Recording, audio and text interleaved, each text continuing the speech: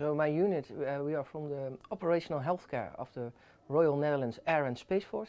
My name is Captain Ramon van Belzen and I'm also known as Zwitsal by my tactical. So today we have been practicing a static training together with our American allies. And we have actually learned stuff about the procedures the Americans use. We trained with our procedures and we're going to look into the prospect of how we can improve our own operations and as well increase our interoperability together with our allies. And that is something we have been training and learning for today. I think our training together prepares us for the upcoming or the conflict of tomorrow or the upcoming challenges in the world. Training together prepares us to take care of a large amount of patients if we return to large-scale conflicts. And that is something we are training here for together to prepare our airmen to do aeromedevac in the air with larger numbers of patients, which we haven't seen in the last few years due to the changing environment of the world. Actually, it feels quite natural to work together. We have been sending our nurses to America as well to do the initial aeromedevac course in Ohio. And we actually see that as we speak together, the same language, we have to say similar procedures. So it's actually quite natural to work together and actually goes quite smoothly and quickly to work with people we've never worked before. And it's a privilege to work together here at Ramstein Air Base. So one of the things we take back from our exchange is that from the American checklist that people are working quite procedure. So pre-designated personnel already has designated tasks and responsibilities, which is something we're not used to. We often come together and then divide tasks. What we actually see from this week, if you have those pre-designated tasks, your planning process goes a lot quicker and smoother, and that is something we will take back home to see how we can implement that in our own system. The biggest takeaway from this training is that we are quite similar, even though we have some difference, but that working together and training together is vital to prepare ourselves for working on a high pressure environment. For my crew, the training is beneficial as they increase their proficiency, but for us as well as a unit, we increase our interoperability with other countries. So we're training with the Americans to train on an American C-130 with our equipment, with our procedures, but also intermix teams. And that is something which is very beneficial for our size, as we can learn to work together speaking another language, which is not our native language, but still be able to take care of patients or military personnel in the air if required. No, our colleagues were very friendly, even though the weather is cold, the reception here was quite warm. It's a follow-up from an exercise we did last September, so it's actually great to be training here at Ramstein Air Base. And everything is going very friendly and smoothly, so we are very happy to be here.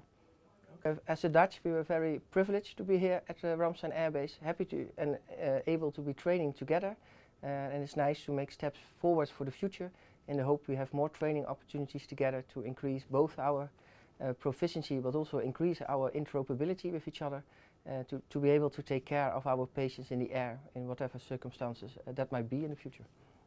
Hi, I'm Major Maria Christina Cruz-Fehr. I'm one of the flight nurses, also the flight commander for operations support here at the 86 Aeromedical Evacuation Squadron here at Ramstein Air Base.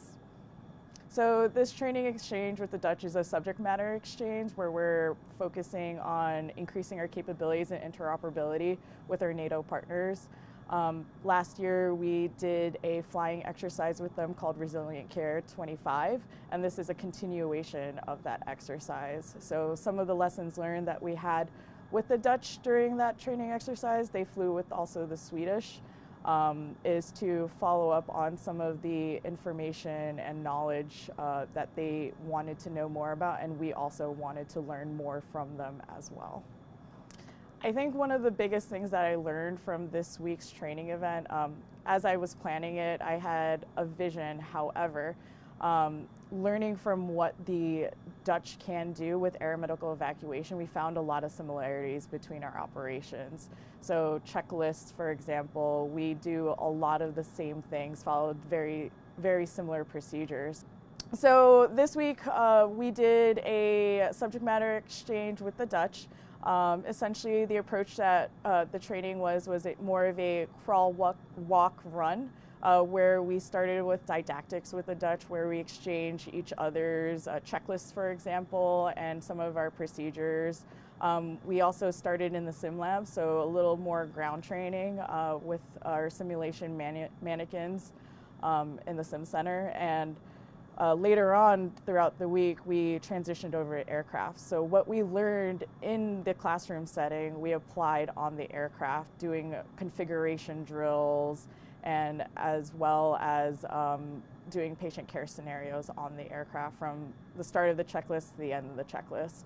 On Thursday, we showcased each other's capabilities, where the United States Air Force crew showed them how we operate during an aeromedical evacuation mission, and vice versa. The Dutch also showed us how they deal with their aeromedical evacuation missions. On the final day, we had both crews mixed with each other, and that's where we practice our interoperability. How well do we work with the Dutch? How does the Dutch work with our kits and with us? Which was very successful in the end, where we were able to have a tandem mission with them, where we set up stanchions forward and after the aircraft, so full center line hospital essentially in the C-130J.